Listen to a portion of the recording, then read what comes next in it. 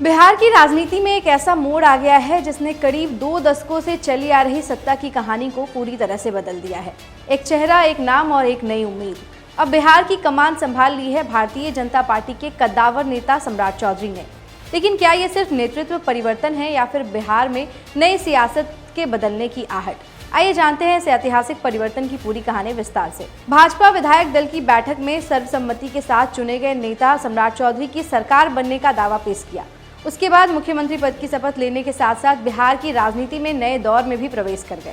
लंबे समय तक नीतीश कुमार के नेतृत्व में चली आ रही सत्ता अब नए चेहरे को नए हाथ में दे चुकी है, जिससे राज्य की प्रशासनिक और राजनीतिक दिशा में बड़े बदलाव जाने की उम्मीद बता रही है।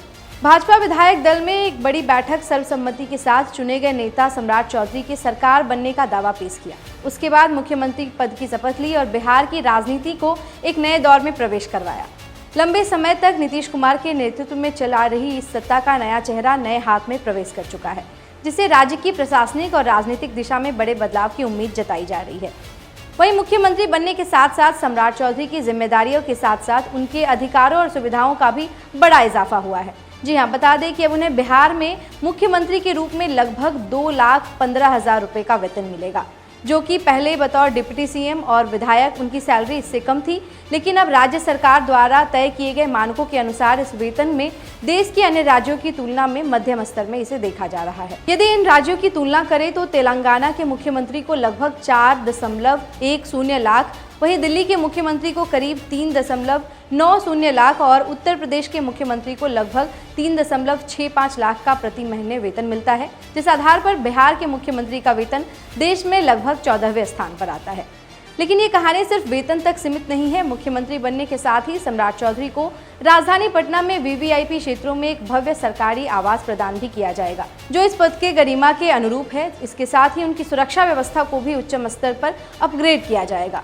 साथ ही उनके साथ कमांडो और पुलिसकर्मी की विशेष टीम 24 घंटे तैनात रहेगी। आधिकारिक कार्यों में भी उनके लिए विशेष सरकारी वाहन का काफिला उपलब्ध करवाया जाएगा। और इतना ही नहीं, राज्य और अन्य विभिन्न देशों के हिस्सों में भी सरकारी दौरे के लिए मुफ्त हवाई और रेल यात्रा की सुविधा भी दी जाएगी, जिसका पूरा खर्च सरकार वहन करने वाली है।